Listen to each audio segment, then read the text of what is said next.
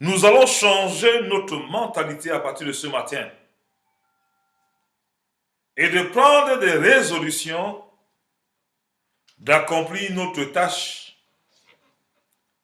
quels que soient les vents et marées. La célébration du Christ, le fait de verser son sang sur la croix de Calvaire,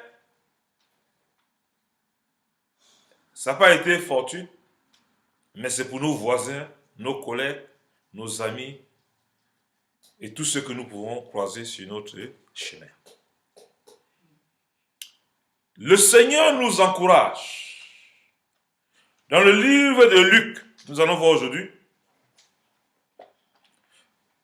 il a donné un message que l'Église universelle, tous ceux qui portent le manteau d'enfants de Dieu,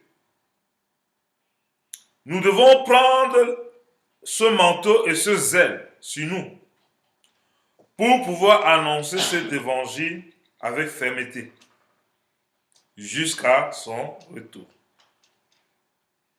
Alors nous constatons ici dans le livre de Luc, chapitre 5, que je vais demander au pasteur suivant de nous lire.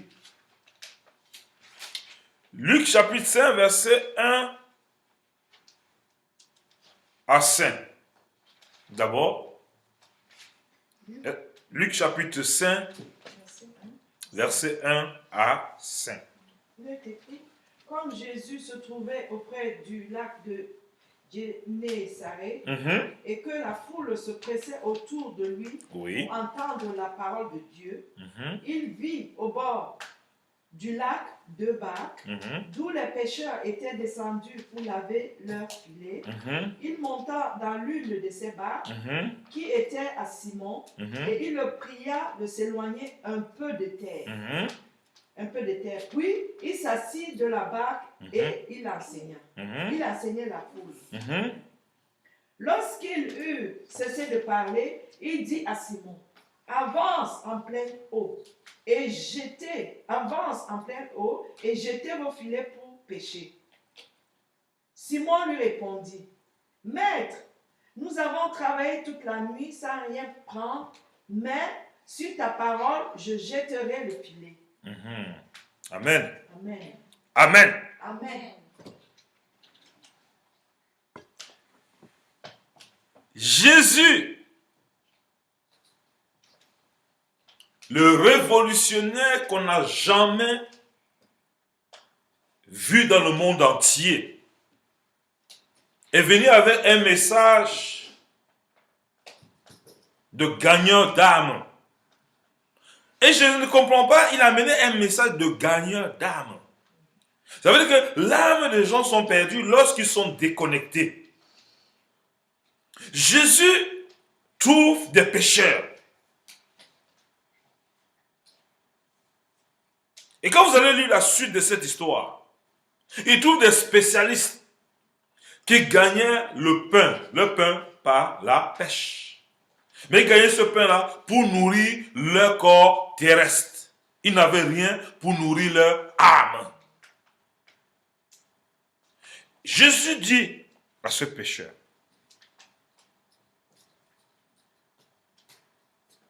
il monta dans l'une de ces barques qui était à Simon. Et il le pria de s'éloigner un peu de terre. Puis il s'assit et de la barque, il enseigna la foule. Lorsqu'il eut cessé, alléluia, lorsqu'il eut cessé de parler,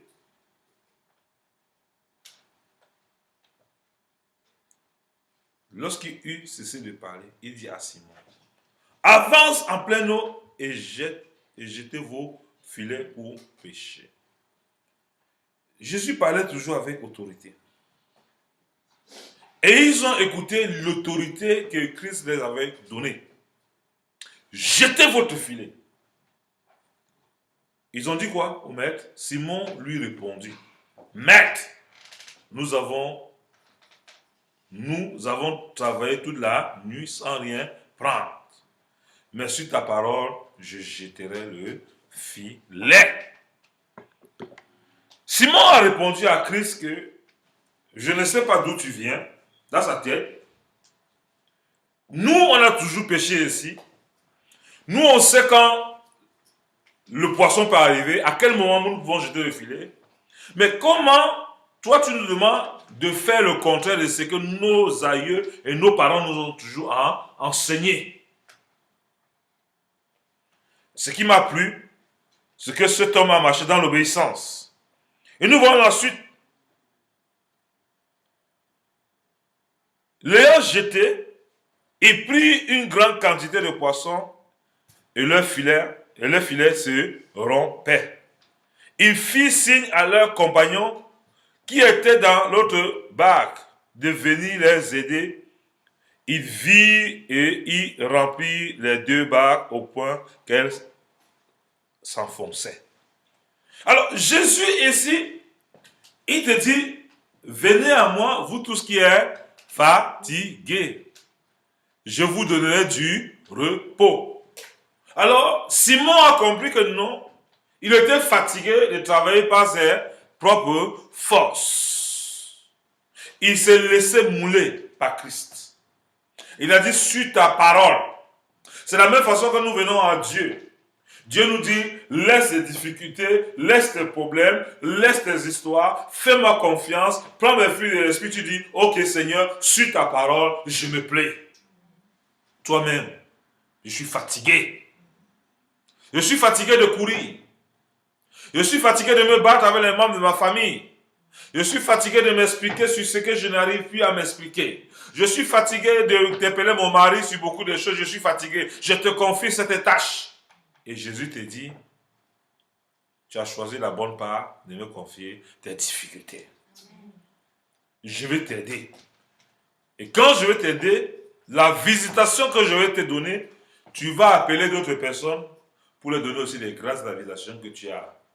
Vous savez, quand je regarde l'Ancien Testament, quand on me parle des rois qui étaient bénis, chaque jour, ces gars pouvaient tuer 500 bœufs. Chaque jour. Mais de nos jours, je ne sais pas un homme qui peut tuer 50 comme je dis sur le jour. Alléluia. Il dit sur ta parole, sur ma parole, exercer l'hospitalité. Alléluia. Sur ma parole, exercer l'hospitalité. Vous allez voir si je ne vous bénirai pas au-delà de votre imagination. Sur ma parole, expérimentez le pardon. Vous verrez si je ne vous visiterai pas. Sur ma parole, expérimentez l'amour. Sur ma parole, expérimentez la foi. Sur ma parole, expérimentez la patience. Je suis le Dieu de patience. Je suis le Dieu de joie. Je suis le Dieu qui change les tribulations en triomphe. Je suis le Dieu qui est capable de changer ton histoire. Je suis le Dieu qui est capable de te guérir. Je suis le Dieu qui est capable de réécrire ton histoire. Faites-moi confiance. Simon a fait confiance et Jésus lui a dit que si il met sa confiance en lui, il ne mourra jamais de faim. Et Dieu prendra toujours soin de sa famille. C'est pourquoi quiconque s'inquiète des choses de ce monde, il renie le Christ. Lorsque nous venons à Christ, nous devons développer notre foi et notre confiance en sa parole et nous fortifier dans sa parole. Comme il a dit à Josué. Nous allons voir le livre de Josué. Nous voyons Josué chapitre 1. Et nous comprenons maintenant pourquoi Josué avait beaucoup d'exploits avec le Seigneur. Josué chapitre 1 au verset 8. La Bible mentionne ici, Josué, les instructions que Dieu lui a données, que ce livre de la loi ne s'éloigne point de ta bouche, médite-le jour et nuit, pour agir fidèlement selon tout ce qui est écrit, car c'est alors que tu auras du succès dans tes entreprises, c'est alors que tu réussiras. Donc pour réussir dans ta vie, mon frère, ma soeur, tu as besoin d'un bagage. Tu as besoin du rhéma. Tu as besoin du Logos. Tu as besoin du rhéma. Tu as besoin de rester connecté et que Dieu puisse te visiter au travers de la connexion que tu as dans sa parole. C'est pour ça que la Bible nous mentionne dans le livre de Osée chapitre 4, verset 6, « Mon peuple périt faute de connaissance. » Lorsque tu ne connais pas comment t'approcher de Dieu, tu marches dans la confusion. Et quand tu marches dans la confusion, il y a beaucoup de gens qui te suivent dans cette confusion. Donc c'est pourquoi il est important de comprendre. Quand Jésus te donne un mot, te donne une parole, tu t'accroches à cette parole, tu verras la bénédiction au-delà de ce que tu imagines de ta vie. C'est pour ça qu'il est important de rester connecté. C'est pour ça qu'il est important de comprendre l'importance de la parole. Quand nous associons la parole, qui est le logos nous fait entrer dans le réma. Et quand nous entrons dans le réma de Dieu, nous entrons dans son sacerdoce. Et lorsque nous sommes dans le réma, nous marchons dans la bénédiction et la plénitude de ce que Dieu a réservé pour chacun de nous. C'est très important de comprendre cela. Josué avait compris. Verset 9, il dit quoi? Ne t'ai-je pas donné cet ordre? Fortifie-toi et prends courage. Ne te fraie point et ne t'épouvante point. Car l'Éternel ton Dieu est avec toi dans tout ce que tu entreprendras. Lorsque tu mets ta confiance en Dieu, ce que Dieu te demande d'abord premièrement, ne te fraie pas de la crise économique. Ne te fraie pas de la bourse. Ne te fraie pas de ce que les journaux écrivent. Ne te fraie pas. Ne te fraie pas de ce que tes voisins te racontent. Ne te fraie pas de ce que tes yeux voient. Ne te fraie pas. Ne te fraie pas de voir comment ton corps est en train de périr, quand Job est en train de souffrir dans la maladie. Mais reste connecté à Dieu. Au temps marqué, au temps convenable, il y a une restauration dans ton corps. Au temps convenable, il y a une visitation financière. Au temps convenable, il y a un mariage. Au temps convenable, il y a un enfant qui crie dans la maison. Au temps convenable, Dieu honore sa parole. C'est pour ça qu'il est important de ne pas s'effrayer, de ne pas s'épouvanter. Parce que Dieu marche avec ceux qui lui font confiance. Dieu marche avec ceux qui le tiennent, qui tiennent son pas. Dieu marche avec ceux qui savent, quels que soient les vents et marées, Dieu finira par exaucer ce que je lui ai demandé. Dieu n'est pas un homme pour mentir, ni le fils d'un homme pour se repentir. Ce qu'il dit, il veille sur sa parole pour l'accomplir. C'est pour ça que donc, quels que soient les vents et marées, je reste stable et je sais que le ministère qui est en moi, c'est un ministère que je ne peux pas le fouler aux pieds. Je reste serein, je reste dans la joie, je ne me fraie pas, je ne m'épouvante pas. Je compte sur mon Seigneur qui me fortifie tous les jours et qui me fait courir dans le couloir qu'il a établi pour moi. Je t'encourage ce matin de ne plus t'effrayer, de ne plus t'épouvanter. Dieu te fera réussir dans toutes tes entreprises. Et tout ce que tu feras, partout où tu iras, et tout ce que tu entreprendras, mets dans ta tête que Dieu est avec toi et Dieu sera toujours avec toi pour te faire réussir dans ton entreprise. Dieu nous encourage ce matin de le célébrer, de ne pas promener les regards inquiets, de rester constant, comme Simon. Il a écouté le Christ et Jésus lui a dit une chose. Va en pleine mer, jette ton filet. Il a réfléchi un instant. Je n'ai jamais exercé de cette manière. Mais comme c'est lui qui me dit de le faire, qui est mon maître, je vais un peu essayer. Tu as longtemps discuté avec ton conjoint. Tu as utilisé tous les ragots. Tu as été fatigué. Maintenant, Dieu te dit, marche dans la manière que je t'instruis. Et tu verras que je mettrai la restauration dans ton couple.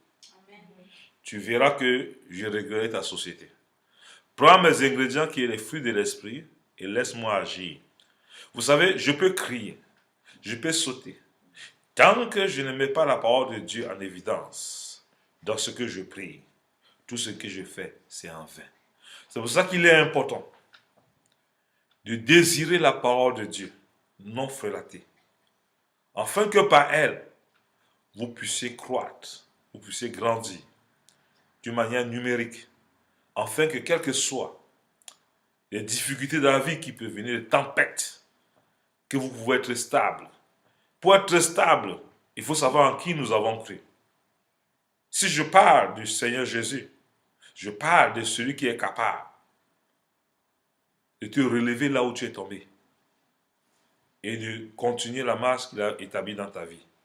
C'est pour ça qu'il dit dans Jean chapitre 10, verset 9 à 10, le voleur ne vient que pour tuer, égorger et détruire.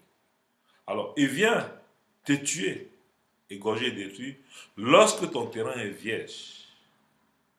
Il est important de s'occuper, d'occuper ses pensées, d'occuper ses journées dans la parole de Dieu. La parole de Dieu te rend positif. La parole de Dieu te donne la capacité de ne pas regarder à gauche ni à droite, mais de te centrer dans l'essentiel et d'attendre. Je dis toujours, quelle que soit la durée de la nuit, le jour finit par paraître. Quelle que soit ta fatigue, la force finit toujours par revenir. Alors lorsque nous avons des difficultés, la seule personne qui peut nous donner la force de tenir et de continuer, c'est celui qui a permis que nous soyons dans ce monde. Soyons toujours fermes et posons-nous toujours la question. Si Dieu m'a établi, je dois être quand même acteur de son chef-d'œuvre. Lui seul te connaît de la cheville jusqu'à la plante des pieds. Il est capable de te parler quand tu es à l'écoute. Si tu n'es pas à l'écoute, il est patient d'attendre que tu reviennes à l'écoute. Donc c'est pourquoi ce matin, tu peux prendre le courage à deux mains. Tu reprends ta Bible, tu commences encore à lire de Genèse Apocalypse, d'une manière générale, qui est le Logos, et laisse le Saint-Esprit. Parce que Jésus a dit, il est préférable que je m'en aille. Je vous enverrai le Consolateur, le Saint-Esprit. Et le rôle du Consolateur, le Saint-Esprit, c'est de nous rappeler les écrits que Christ nous a laissés. Alors vous n'avez pas besoin de faire un casse-tête chinois pour comprendre l'évangile. Le Saint-Esprit s'occupe. C'est cette voix intérieure qui te dit, sois calme, sois posé. Et la voix de l'ennemi te fait agiter. Quand tu te sens agité, tu sens que c'est l'ennemi. Quand tu sens que tu es calme, c'est le Saint-Esprit qui te dit, c'est dans le calme qu'il faut apprécier ce que je vais faire avec toi. C'est pour ça qu'il est important, parfois, de s'asseoir sur son fauteuil et d'avoir un livre, un journal de sa vie. Et lorsque tu pries, tu dois avoir ton journal. Ce que tu as demandé à Dieu, note le jour, note l'heure, et chaque fois que tu vas adresser une prière à Dieu, il faut regarder dans ton journal si tu n'as jamais adressé cette prière à Dieu. Parce que le fait d'adresser une prière à Dieu et que le lendemain tu le répètes, c'est que tu doutes. Mais lorsque tu as écrit une prière et que tu fais confiance à Dieu, et chaque fois que cela ne vient pas, et que tu dis Seigneur, rappelle-toi de ma requête de prière. Et Dieu va se souvenir que tu tiens à ta requête de prière, il te donnera la patience, la maîtrise de soi pour attendre l'heure marquée pour accomplir ce que tu lui as demandé. Amen. Lorsque tu n'établis pas ces règles, tu vas marcher dans la confusion, tu vas aller d'église en église, de prophète en prophète, et toi-même tu seras déçu à cause de ton instabilisation. Tu es instable. C'est toi qui es instable, ce n'est pas les hommes de Dieu qui ont un problème. Alors parfois même vous poussez les hommes de Dieu à être des féticheurs pour vous. Pourtant, Dieu veut que chacun de nous ayons une expérience avec lui. Et cette expérience s'apprend lorsque nous apprenons à prendre les principes de Dieu tels qu'ils sont. Celui qui a établi les uns comme apôtres, les autres comme pasteurs, les autres comme évangélistes, les autres comme prophètes, les autres comme docteurs. Les saints dons ministériels, c'est pour le perfectionnement des saints. Nul n'est meilleur que l'autre parmi les 5 dons.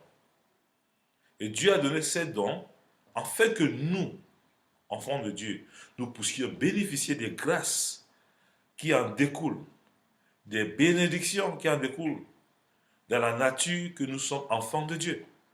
Nous ne sommes pas enfants de Dieu, un slogan, pas de vrais mots, mais nous sommes enfants de Dieu parce que Dieu nous a établis dans un royaume pour que nous puissions dominer avec ses âmes. Nous ne pouvons pas être dans ce royaume et dominer avec les âmes de nos ennemis. Nos ennemis ont des âmes contraires à celles de notre royaume. Et les âmes contraires à celles de notre royaume, ce sont les disputes, les jalousies, les querelles, les magies, tous les orgies qui sont contraires à ce que Dieu nous demande, la patience, la maîtrise de soi. Alors, chaque jour, l'ennemi est envers nous en train de combattre. Et nous recevons souvent des coups parce que nous ne sommes pas instruits. Mais lorsque nous sommes instruits, c'est Dieu qui prend les coups pour nous. Il nous relève toujours au temps marqué, au temps convenable. Donc si tu m'écoutes ce matin, tu dis après moi, Seigneur Jésus, je vais changer ma belle manière de vivre. Seigneur Jésus, je vais renouveler mon engagement avec toi. Seigneur Jésus, je vais être vraiment un acteur dans la société à laquelle tu m'as établi. Seigneur Jésus, je veux répondre à ton appel. Seigneur Jésus, je veux sortir de la confusion afin que tu règnes en maître absolu dans ma vie. Cher Saint-Esprit, prends le contrôle de ma vie. Guide-moi, oriente-moi, afin que je puisse poser les pas, je puisse poser les actes qu'il faut poser pour l'avancement de ton royaume et pour l'avancement de ma vie personnelle ici-bas. Que Dieu te bénisse ce matin pendant que tu célèbres Jésus-Christ de Nazareth ce matin avec moi. En le faisant, tu laisseras Dieu toujours triompher dans ta vie. Que Dieu te bénisse et bon dimanche.